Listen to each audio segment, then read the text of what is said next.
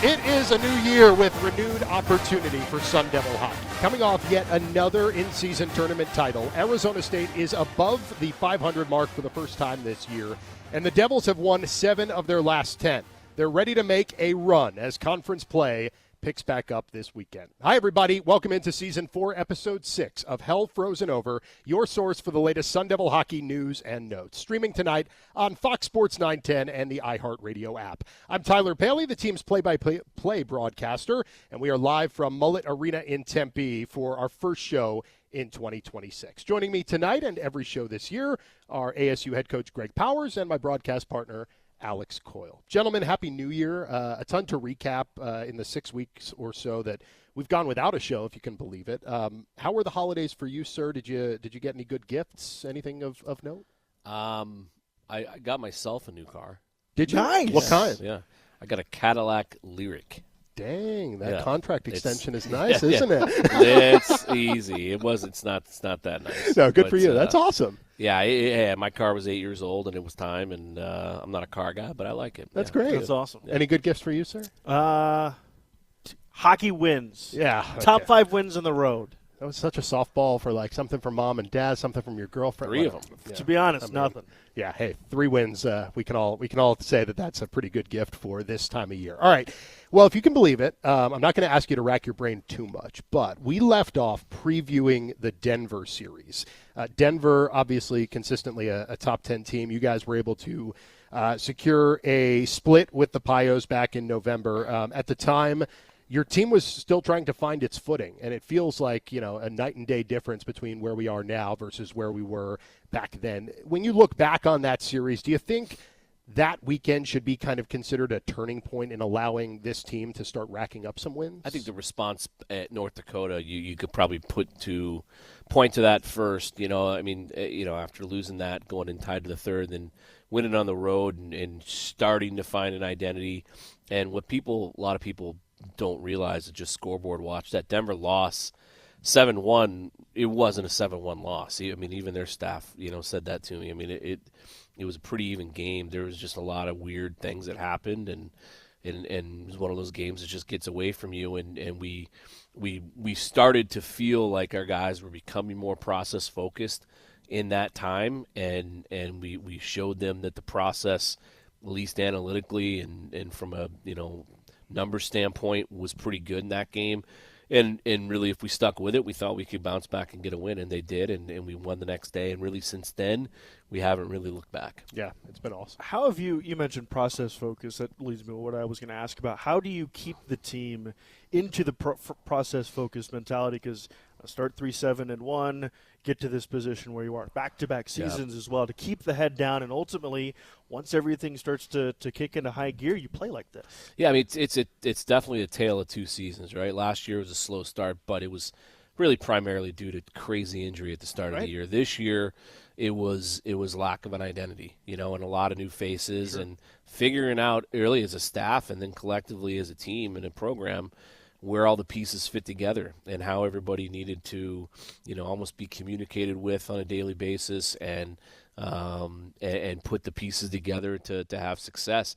We knew we had the right pieces. We just didn't have them in the right places, and then even most importantly after that is getting guys to buy into what that process looks like and getting them to buy into roles. And again, credit to the players. They've done that over the last 11 games, and the results speak for themselves, and we're really excited about moving forward. Right after the Thanksgiving holiday, Ohio State came into town, and that one, I know to Alex and I at least, felt like, okay, this team has won a game here or there up to this point, but that sweep felt like this team is really understanding how to approach a weekend writ large. It provided ASU a sweep over a single team for the first time this season. 2 exciting overtime games as well. What do you think that series proved about your team? I think just the nature and how we won both games. We felt like we were the better team both nights. Struggled to score that series. Then the second night especially, they get up 3-0 on us and with 15 minutes left in the game, and a switch flipped with our guys. They just played with such vigor and passion, and you could just feel their energy that they weren't going to let us lose that game. and they didn't. They were unbelievable. Still the best 15 minutes we've had all year. 15 minutes that we go back to and draw from and try and replicate, and it was tremendous. It was a really good weekend for our guys' confidence, and then obviously to sweep a really good Big Ten team was great for us. The idea of, again, getting that Big Ten sweep, while it also might not give you the fruit that you want it to in the NPI because of the way they value overtime wins at home, to get that confidence and that not reassurance, but get that boost heading into a week off and then facing another top 5 team had to have been big. Yeah, it was. I mean, and we haven't really, going into Dartmouth and Duluth, we definitely laid out the MPI implications and how we could get back into things, and those 2 series definitely got us back into things. But we're still just focused right now on trying to climb the standings in the league, and our strength of schedule is so strong from here on out that if we can replicate the next 11 like we did the last 11, we're going to be where we need to be. So and that's the message. Hey, like stick to the process, believe in the process, because it worked against probably the toughest gauntlet this program has ever seen. When you talk about at North Dakota, home against Denver, at Duluth, home against Ohio State, at Dartmouth, who's a top 10 team that nobody expected. When we went there, they're a top 3 team. Yeah. Top 2 the first night. And then home against the Desert Classic. So against Air Force is a good team. They got a lot of wins. They beat Michigan Tech 8-2. They're a hell of a hockey team. Michigan Tech's a good team. So to come away with the trophy in that tournament, it's all about just hey, what we're doing is working. And I think the good news and the message today to the guys was we still have things we can improve on. Sure. And it's not perfect yet. And just imagine where this can go when we improve on where we need to improve. I'm the guy who's going to keep rewinding, so apologies in advance. But that Duluth series, game 1, obviously a bit frustrating because you guys were in the game the entire way, but just couldn't get much past Adam Guyon in that one. But game 2 was really all ASU, 6-3 win, your first ever win at Amsoil Arena. I know you had seen Denver and North Dakota by that series, but put in perspective for us how big a win that was, considering how good Duluth is. Yeah, just going into the break with that win on the road, and then that was, parlaying the North Dakota road win. This team has proven we can win big games on the road against major competition. So it was a big confidence builder for, I think, our guys going into the break, able to go home feeling good about themselves for, about a week or so. And it gave us the juice that we needed when they came back, and it was a great win. And like you said, the Friday night game, we were right there. I mean, we had a 5-minute power play with 6 minutes left in the game that we didn't capitalize on. Missed a couple tap-ins, hit a crossbar.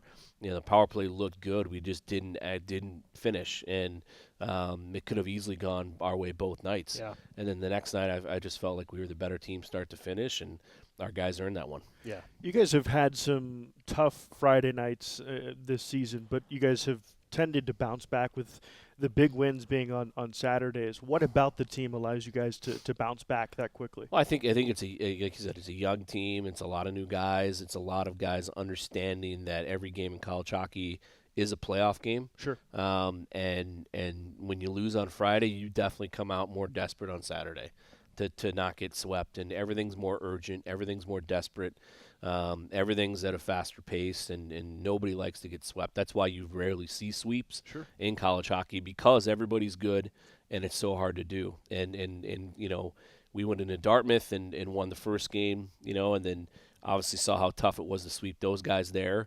And then this weekend, obviously, it was a tournament. So we have to stack wins. The goal is to get a few sweeps here, and we really believe we can. And when we do, we're going to be in good shape. Our stop-and-go December continued up in New Hampshire against the then number 2 team in the NPI, Dartmouth. This was really a chance, like you alluded to before, to make some headway in the rankings. Game 1, you guys got a victory, allowed you to jump 14 spots at the time. Your team would drop down 3 after a Game 2 loss, but how fulfilling was that series in retrospect, and how much do you think this time, in 2 months from now, we'll be talking about how much that series mattered? I think we'll always be talking about it, right? I mean, the way I think is where we'd be if we won that second game, Sure. but because it was a very winnable game, again, it was a huge series, and And we got lucky because usually it's a tournament, Yeah. and they couldn't host the tournament because they're doing some renovations. So they made it a series against us, and we're lucky that they're having a great year. And those games Sure. were incredibly meaningful for us to boost our RPI and to play such a good team. And it helped us in a major way, just like Duluth did, just like North Dakota did, just like Denver did. So, before North Dakota, I think we were somewhere in around 50. Yeah. And we've catapulted up since then, and now we just have to replicate, like I said, what got us there, and we'll continue to catapult up. How about Augustana, too? Well, completely different than the 2023 season Right. where you came in, you thought you had all these really, really good teams scheduled, and then they just laid an egg on complete their opposite. seasons. Yep. You mentioned going into, and even after the loss to North Dakota, where you guys were, down in the MPI, the record wasn't great. As a coaching staff, how did you guys continue to keep positive with one another to keep this trend moving forward? You don't have a choice, and that's I said to the guys after the game on Saturday that we won the Desert Classic. Like, hey, we're over 500. Like, you rewind back to North Dakota, that first loss, you're 3-7-1 with the toughest schedule in front of us over the next 10 games that this program has ever had. It would have been easy to quit and wilter and suck your thumb and go away and just be like, hey, it's not our season. But these guys did the exact opposite of that. And I think that says a lot about what we have here and the belief that we have in this room, but most importantly, the belief they have in each other. You're starting to see that really come together and gel. And sometimes it takes a little time when you bring in as many new faces as we had to.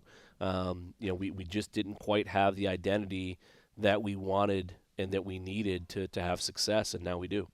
Your team got to play at home this past weekend for the first time since Thanksgiving weekend, first taking on Anchorage, then Air Force in the Desert Hockey Classic. Convincing wins in both games, 12 total goals on the weekend, by far the most in a two-game stretch all year. I know you as a coach inherently always look at ways that your team can and should improve, but how impressive was the tournament victory? It was great. I mean, what was the challenge going into the weekend was we felt like we had the best team in the tournament, and we felt like we had the most talent, but that's not what wins. And our process is what's going to win, no matter who we play, and you can't deviate from how we need to play and the standard that we need to play to, no matter who the opponent is. And so the challenge was, can we play against Air Force in Anchorage the same way that we played against Dartmouth and North Dakota and Denver and Ohio State and all the great teams that we beat, Duluth, through this stretch? And the guys did. They did. They've figured it out. And like I said, the best part is we still have room for improvement, a lot of it, and we're pretty damn good right now. To win a trophy for the fifth consecutive time in season, don't want to overrate the idea of an in-season tournament. Of course, you want to win them. It's awesome. But the ultimate goal are bigger things. But with guys that are as competitive to whether they're playing exhibition games in practice and they want to win everything, to have little things that they can compete for outside of the ultimate goal within a season, what does that do to a room? Yeah, everything you're doing is to compete and win. And there's not a coach or a player in college hockey that play an in-season tournament that won't tell you when a trophy's on the line, the stakes are always raised. Now, obviously, it's a lot different when you're in the postseason because if you lose, you go home, right? Mm-hmm. So the stakes are as high as it gets in the postseason, but it's going to breed success. It really is, and we've got that 5 in a row, and now it has to translate, and we're going to make it translate to when it matters most and get this thing going to the next level. We shared the news on Saturday that the Desert Hockey Classic won't be played for at least the next 2 years due to some scheduling conflicts, prior commitments. But you do want to bring it back eventually.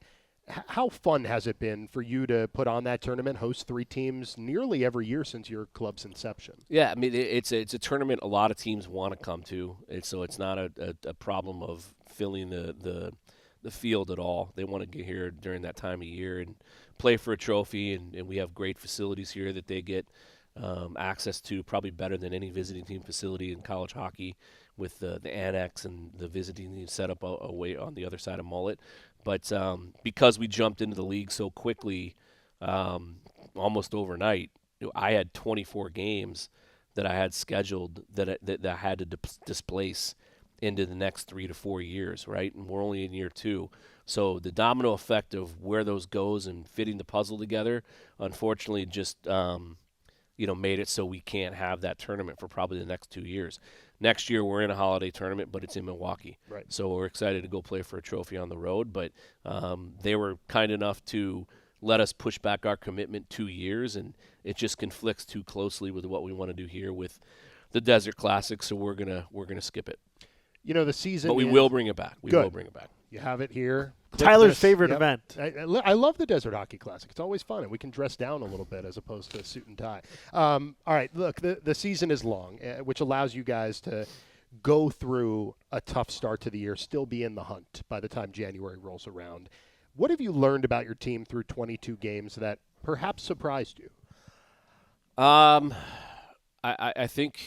don't think really anything we didn't already feel. We were confident in our group at the start of the year, but we lost some really close games to some really good teams.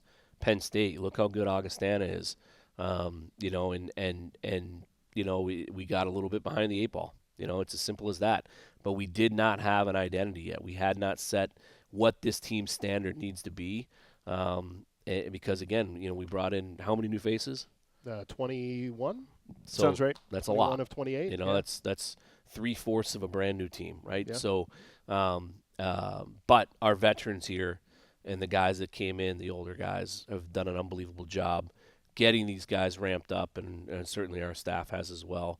And we feel like we're there. We feel like we're in a great position, and we're ready to win some more games. The path forward is 14 more games. We'll, of course, preview all of those, not all of them, the next series, coming up with Greg Powers in the third period. Coach, appreciate your time. We'll talk to you shortly.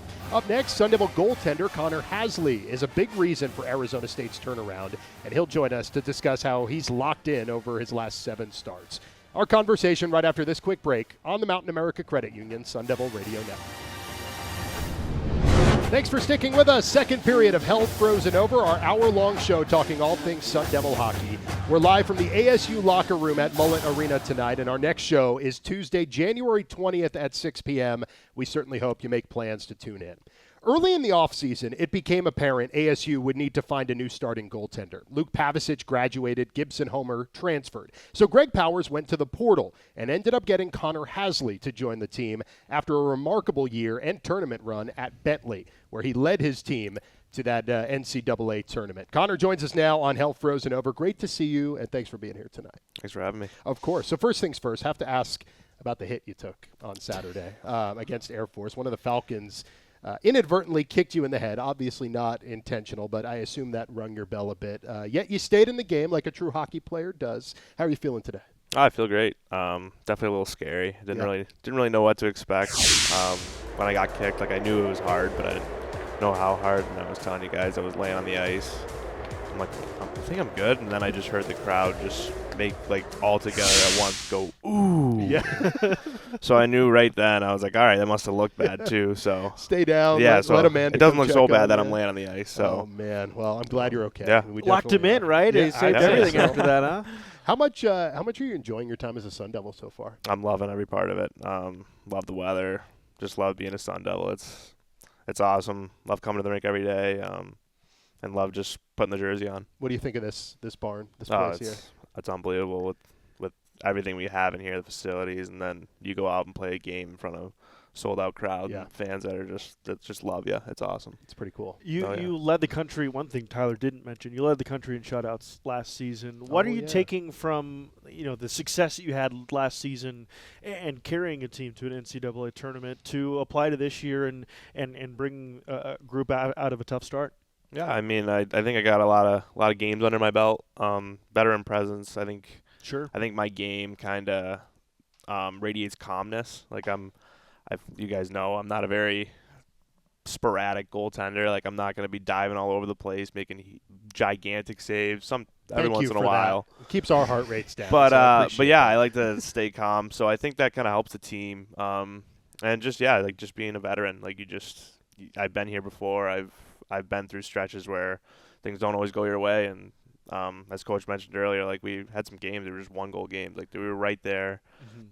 Knew we had a good team from the start, and you just kind of got to keep going. Like, what's behind you is what's behind you, and you just got to keep moving on. That is one of the things that Tyler and I saw first, was how calm and there's no wasted movement for you in net, which again is a big stark contrast to some goaltenders that have been here in the past. And it's not necessarily a slight on them. Where does that style come from? Where did you get that calmness? I just say from I don't even like I couldn't even tell you. Like I actually didn't start playing goalie until I was 10 or 11 years old. Okay. So pretty late for a lot of goalies, and I just kind of, and the funny story, the way I fell into it was I made a team as a player, and they only had one goalie tryout, and so they're like, hey, like, would you want to play goalie? And I'm like, I don't know, maybe. And I ended up playing, loved it, and now I'm here. So were you decent? As what, player or goalie? Well, either, but I'm curious about a goalie like originally. It was a select team, so I wasn't very good at player. I was okay. Yeah. And goalie, I didn't really know because I played Sure. a couple house league games when I was younger and never hated it, but it wasn't like I was like I need to play this position for forever. Yeah. But yeah, and so I guess that's kind of where it comes from. I think just kind of working when I was younger, I just kind of tried to improve my game throughout the years with my goalie coach from home. He's been great, and I just kind of always work on just being calm. Like, you see goalies get out of position a lot, and I try to, like, it may not always be flashy, but hopefully I'll be there, and I think that really radiates to the team. Sometimes you just got to get in the way, man. Well, yeah, the less we talk about you, the better, because Yeah. that means you're not doing anything too crazy. That's awesome. Connections in this room, I'm curious, and I want to dive into Sam Urban and Chase Ham more specifically, but aside from them, how easy did you find it when you first came to Tempe to kind of integrate in this room and make some friends among the ASU roster here? Yeah, I mean, the first guy I met was Tucker Ness. So Good guy to meet. Great guy. Yeah, he pretty much got my number right away. I came out in June, so that was kind of when I started everything. I came down for a couple weeks, got a couple workouts in, met the guys, so it was great. And yeah, so Tucker just kind of took me in, and he was just like showed me the ropes, kind of like, hey, this is what we do here. And I'm like, awesome. Kyle Smolin too, Bennett Chimick. Yep. They weren't here yet, but they were all huge integral part of me just getting into here, and they kind of made me feel like home from the very start. That's awesome. And then as far as Sam and Chase go, the goaltending room as a whole, how confident are you in those two? Sam specifically, just because you and him have been kind of alternating back and forth, but how close are you three? Oh, we're really close. I mean, we get out there and we work as hard as we can every single day. And just we always push each other. Like, I don't know if you've ever seen us on the ice, but we always start normally with a little like puck handling for the players, like a little breakout drill or something. So we're at the other end running power play 3. So maybe one day we'll get called upon. But you were a player back then. We're so working on it, it, but we try to zip the puck around, score a couple goals. So hey, Tucker Ness is one guy who's only missing goaltender on his stat That is sheet through true. college. So why can't you go play? Hey, he's willing to strap him up. I know that. But going back onto the especially the Sam Urban idea, a lot of it, like, we'd heard about him coming in for a while and how highly touted he was, and the idea that, he's the future goalie of the program. And it's always interesting when you bring in a veteran and you got a hot shot behind him. But one of the things that I think the biggest compliment that I've heard of you was of how good of a veteran you have been to Sam. Why is it important for you to make an impression on him and for you guys to have a good relationship? I mean, I think the biggest thing is having someone that has your back. Like, Sure. I think that's the biggest thing for me even when I was coming as a freshman. Like, I didn't know what college hockey was like. You don't realize how big of a jump it is from junior to college hockey, and it's huge. And so just him coming in, that's what they told me when they're like, I want you to be a leader for Herbs, and I kind of do that naturally, I'd say. So just coming in and he's a great kid too, so it's not hard to get along with him. Slightly different personality, right? I mean, he's a chatterbox. Oh, he likes to talk. Yeah, we room together on the road every That's single awesome. every single weekend, and we always have some great talks. We always got each other's back, and it's awesome. That's great. You've had you yourself and the team, but I want to ask about you specifically. You've kind of had a tale of 2 seasons within one, in a sense, right? Your first 8 games weren't bad by any means, but your last 7 have been pretty remarkable. A goals against average just over 2, a save percentage above .930, and most importantly, a string of wins. What's changed for you?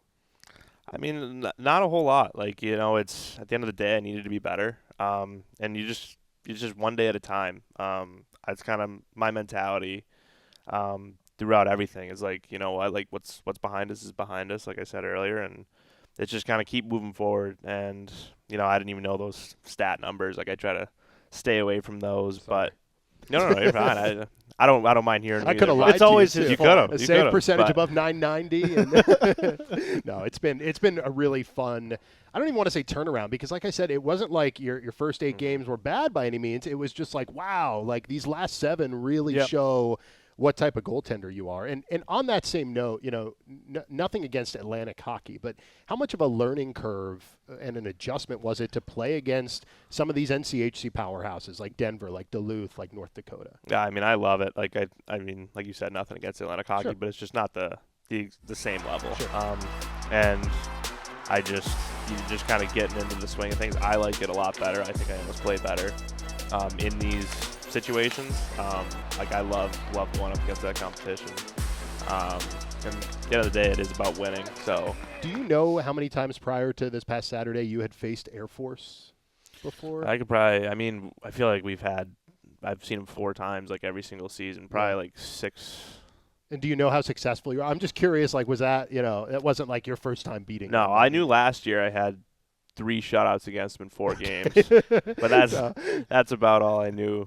That's pretty bad. good. Yeah. That'll stick with you, won't it? Yeah. But like it feels like you play your best in the big moments, right? Like the tournament run with Bentley to earn a place in the NCAA tournament. That game, of course, and then what you've done against top 5 teams on the road this year.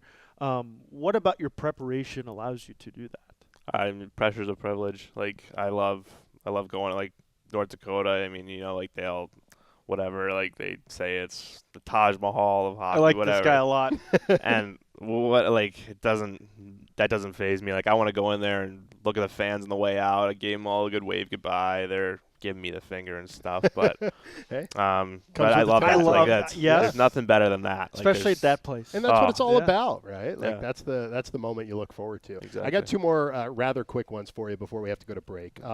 It's not lost on us. We, in fact, spent a lot of time this weekend talking about this, that your team is undefeated this year when scoring 4 or more goals and winless when scoring 2 or fewer.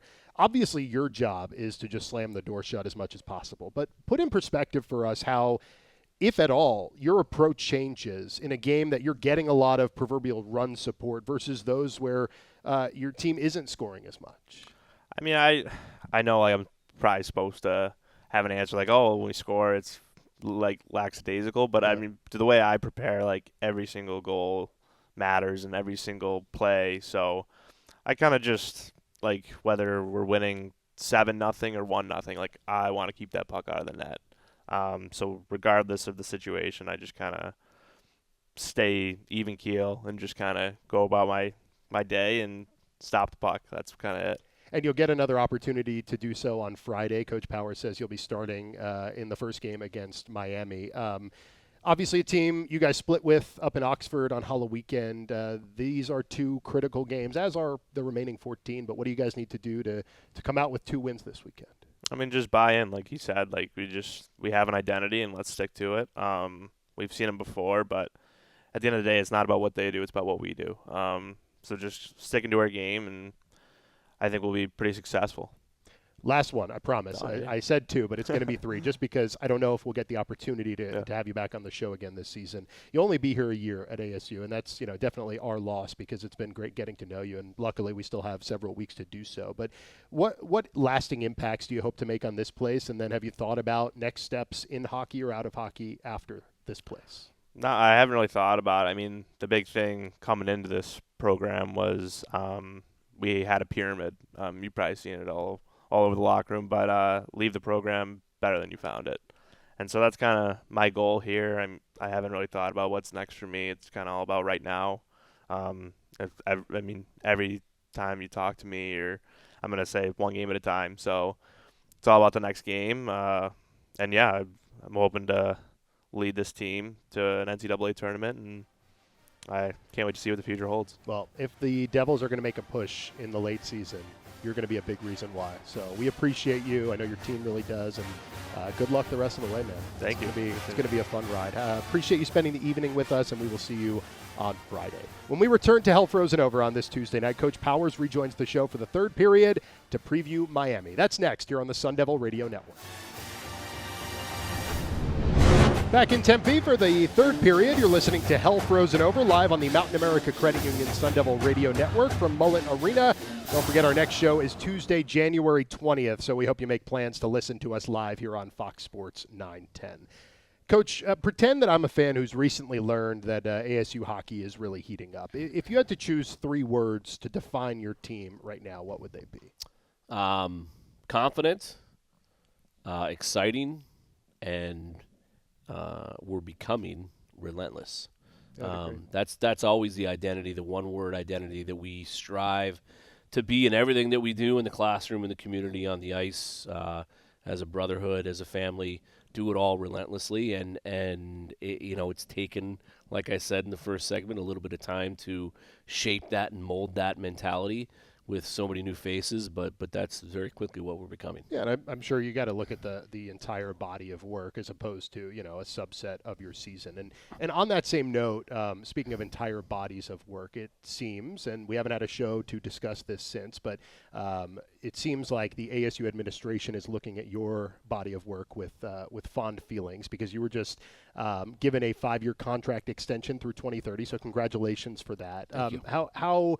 How exciting was that for you? I know it's been kind of in the works for a while, but how exciting is it to know that you're locked in here for at least the next 5 years? Yeah, no, it's great. And I'm grateful to Graham and obviously Dr. Crow and everybody else for that belief. We feel like we have this thing going in a really, really good direction very quickly. It's such a unique program, and it's a good thing. We have grown so quickly and attracted so many new fans that have come into what we are right now at Mullet Arena in the NCHC. And the world we live in is instant gratification. And that's just how the world works. And that's okay. We want to be held to the highest expectations by our fans that pay good money to come see us play, and we should be. But when you look at the body of work that we've been able to accomplish, and I say we, not me, because it's been a lot of great people, it's remarkable. I mean, we started this program from club to Division I a decade ago. We played in a 700-seat ice arena. We were the fastest startup program to ever make the NCAA tournament as an independent. You go ask Alaska. You go ask Fairbanks. You go ask LIU. You go ask Lindenwood, Stonehill, how hard it is to make the NCAA tournament. We did it twice. Yeah. We did it twice, right? We had to do a lot of stuff right and grind like nobody ever could imagine to get where we are here now, right? And we turned the page at Chapter 2. Chapter 2 is being in a league, and in our first year in the league, the best league in college hockey. It's the SEC of college hockey, bar none. 7 of the last 9 national championships. We almost won the damn thing, right? And now we're climbing up, and we got a young, exciting team, room full of kids a lot of kids are going to be back next year. You're not going to see 21 new faces. The program is in an incredibly healthy state, and it's positioned incredibly well. Well, at least it's locked in. Because, I mean, genuinely, not to get, sappy, but, I don't really see a Sun Devil hockey in the future without a Greg Powers. And I know very much down the line maybe that's the case. I don't know. I can't envision it. And I know we're very close, and, we're very close to you, but it just, I don't know. Well, I'm still a young man. I don't plan on going anywhere anytime soon. But at some point it's going to be time, right? And everybody's replaceable, and it's going to be time to bring somebody new in and pass the torch. And I'm nowhere near even thinking of those days right now. It's all about doing everything I can in my power to get this program to win in a national championship, and I know in my heart we're going to do it. You can stop updating the resume now. He's not going anywhere for a little bit. We wrapped up with Connor Hasley a few minutes ago. How big has he been in leading your team back into the hunt in his last 7 games or so? He's been unbelievable. He's and I said it today in media. I think this goaltending tandem is the best tandem we've ever had. They're so talented. They both are capable of beating anybody on any given night. Has just gotten better and better and better. His approach, like you just told you guys, is just get better every day, and he's done that. It's an adjustment period, even sometimes for older guys to come from Atlantic hockey. No disservice or disrespect. It's a great league, but it is a major step up to come to the NCHC. And so he's really adjusted well. He gives us a chance to win every night. So does Herbs. We're in great shape in that position. That position right now is allowing our guys to play free and play with confidence and play with the ability that they know if they make a mistake, not every mistake's going to end up in the back of the net. It's really important when you have a young goaltender like Sam Urban, a guy that we view as a future of goaltending in this program and that we've heard about for a long time, to have a veteran that can show him the ropes in college hockey. Everything that we've heard has been an unbelievable vet to him. Why was he the guy to bring in to mentor Sam? Yeah, I mean, we knew we had to go get an older guy to the portal, and we knew what we were getting with Sam with the talent and the ability. But goaltenders, the longer they can season, the more experience they can get, and the more they can experience and see, the better off they're going to be, right? So with Haz and his experience in college hockey and the run he put Bentley on last year on his back and almost beat BC in the NCAA tournament, he was a no-brainer for us. And it was a battle. Like we went hard at him with some Big Ten teams and some really good programs, and we were able to get him in huge assists to Luke Pavicic, our goalie last year, who's good friends with him, that really helped us with Haz. But they just gel so well together, and a book I buy for our guys every year is ego is the enemy, right? We want our guys to walk in this facility and drop your ego. It's never about you. It's about everybody that is around you. And if you approach every day that way, you're going to be that much better as a group. And those two kids are the epitome of zero ego. There's no ego. If I tell one the other's starting or vice versa, they're just as excited as if they're starting because they want to see the other one be successful. Yeah, so cool to see and have that freeness, just the weight off the shoulders. All right, time for our weekly injury report. And for the first 5 shows, it was virtually empty. I know that's not the case anymore. Can you bring us up to speed on the injuries on your team right now? Yeah, good news is we get Goo back, McGurn. He's back this weekend, and that'll be a huge shot in the arm. We've missed him. We've missed him on the dot. He's a veteran, savvy player. He's just a hockey player. He goes to the net, does a lot of little things that the blind eye probably can't see from time to time. But he's a leader, and we need him. And so him coming back is huge. Dowder on the back end's huge. When Dowder's dialed and he's really going, his puck skill is something that we miss. His ability to make plays from the back end is certainly something we miss, so it's huge to get him back. Johnny Waldron, unfortunately, is out. He suffered an injury late Friday, tried to go Saturday and couldn't after a couple shifts, so he's out for at least a week, maybe 2. And then, unfortunately, like today, I released Jack Beck had to get surgery, so he's out for the year. It's a big loss. We've known that for probably a few weeks now. And look, our guys are getting through it. That's the nice thing about depth. And the one thing our forward group has is depth. You look at how Ty Nash and Logan Morrell and Carmelo Crandall have stepped up in his absence. We have plenty in the tank to get the job done, and it's a great opportunity for a lot of our young guys like Ben Keevan and the guys I just mentioned, to Noah Powell, to step up and get the job done in Jack's absence. Well, you stole my next question, but I guess that leads us perfectly into the fact that you probably sleep pretty well at night knowing not only do you have the depth, but you also have what you called the other day the best line in college hockey. The stats would back that up as far as point production goes. Between Lucius, Shimmick, and Potter, how confident are you in kind of your offense and really just all your entire skater group at this point? I'm very confident. I think our D-corps really come along. They struggled as a really young group to start the year, and they're finding their legs, they're finding their confidence, they're finding the way they need to play, just simple, hard hockey, and with a really heavy focus on trying to keep the puck out of our net, and just moving it to our talented forwards.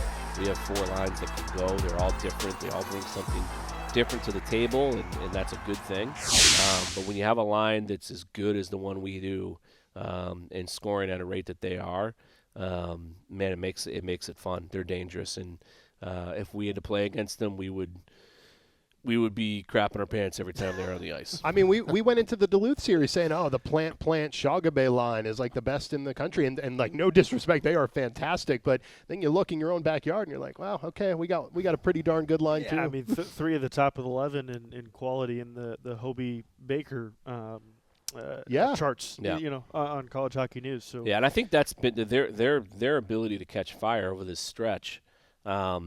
Has opened the eyes of the rest of the team, sure, where they're saying, okay, we got to do what we're being asked to do, right? Because if we do what we're being asked to do, these guys are so good, we're gonna win. Yeah, we're gonna win. Like and you need to play hard. You need to forecheck. You need to keep the puck out of our net.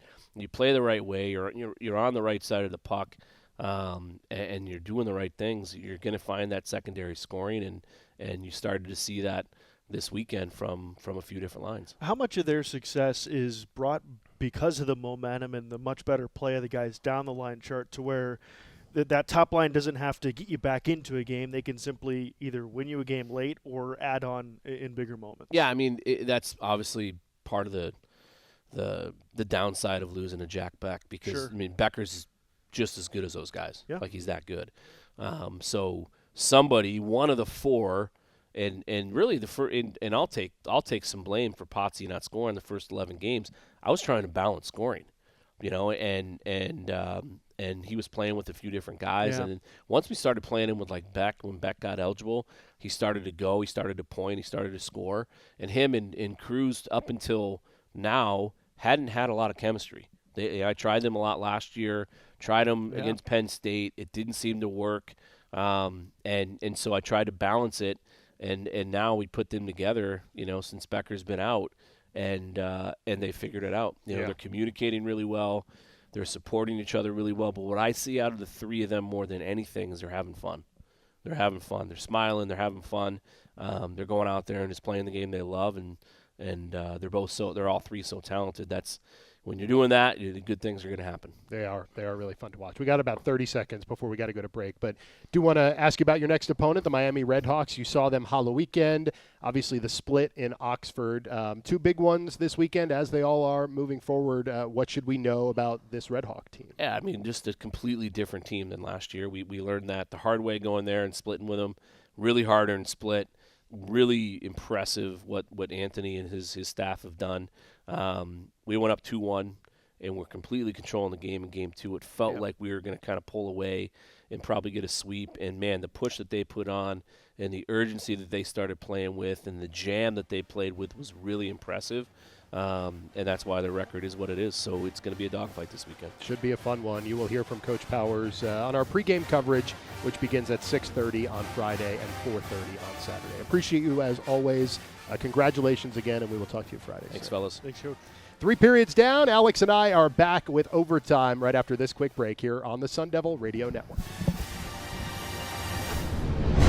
Back at Mullet Arena for overtime here on Hell Frozen Over. Tyler Paley, Alex Coil, glad you're with us. As I was writing this show, Alex, I kept going back to the fact that it's so impressive what ASU has done in its last 10 games. 7-3-0 is really nothing to scoff at. And I know we both feel to an extent like that could easily be 9-1-0 or something like that. They've put themselves in a position that I didn't know was possible after their rough start. Yeah, look, it's one of those where, after the first loss against North Dakota, you and I looked at the schedule and we're like, where do the wins come from? Like, if they're playing like this, I don't know what's it going to look like? How ugly is it going to get? And turns out it looks pretty good. Yeah, it's not ugly at all. That grass is little greener. glow up, went through some puberty, and now they're winning games. Yeah, it's been fun to watch, and obviously hindsight is always 20/20. But I wonder which of the 3 losses in the last 10 games, so that would be against Denver, at Duluth, and at Dartmouth, stings the most to you, and then I'll give you mine. Well, stings, I think it probably is the Dartmouth one, just because of what it looked like, and it was still that close of a game. You could argue the Duluth one. That's my argument. With the 5-on-3 or the 5-minute major, but like Duluth is going to be a top 5 team. They're unbelievable the way they're constructed, their goaltending, their top line, as you mentioned earlier. But Dartmouth, the opportunity that was to sweep that weekend. Because the Duluth one, you had a chance to bounce back the next night.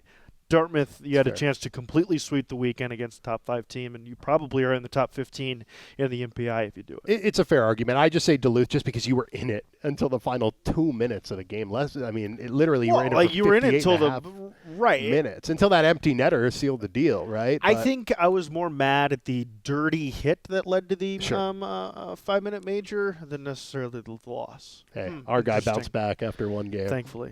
Best win of the last 10. Man, at Duluth, they're probably the best team that you've played on the road, and the one that's going to value the most on the road. North Dakota in there too, but of those last 10 games, you beat a really, really good team, and you pretty much controlled that hockey game. Right. I mean, correct me if I'm wrong, I don't think they trailed in that game. I think they took a 1-0 lead, and they didn't even let them tie it up. I think it was 3-1 after 2, if I'm not mistaken. That's sure. But yeah, we'll just go with that. Somebody will correct me if I'm wrong. We just got done talking with Coach about their top line and it firing on all cylinders.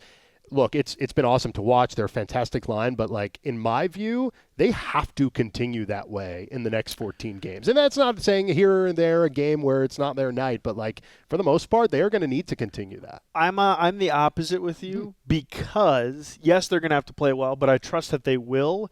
It's the supporting cast around them to be able to put the team in situations where the top line can win you a game or seal you a game instead of forcing that top line to get you out of a hole, right? So when the supporting cast has played well, when they've provided some firepower and have scored, that only exponentially adds to what the first line can do. So I think the supporting cast can put the team in position that you're going to win a lot of hockey games with that top line. Yeah, it's fair. We're saying the same thing, just different ways. Yeah, I think that's completely fair, and I'm curious to see in 2 weeks even from now what we'll be assessing from that. I did think about it, but I decided let's wait until the next show to really kind of dive into the NPI because we'll have 2 more games under our belts to be able to weigh in. You'll have 12 games left, so you'll essentially be 2/3 of the way through the season. But I'm just curious for anybody watching or listening right now, your assessment on ASU's position. Not necessarily their ranking. They're in the mid-20s right now in the NPI, but how good do you feel? Because you and I were texting about this yesterday and our predictions.